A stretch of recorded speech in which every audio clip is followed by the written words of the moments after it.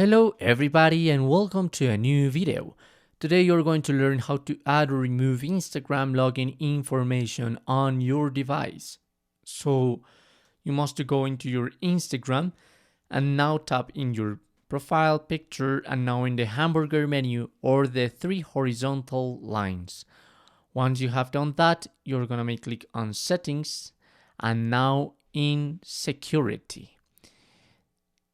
The third option is saved login info. So if I tap on it, I have activated this saved login, so they'll remember your account info for you on this device. You won't need to enter it when you log in again. So if you want to deactivate this, remove account, so you'll need to enter your username and password the next time you want to log in.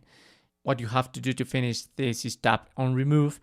And if you want to add this login information again, you must to get into this section again on Instagram and activate this saved login info.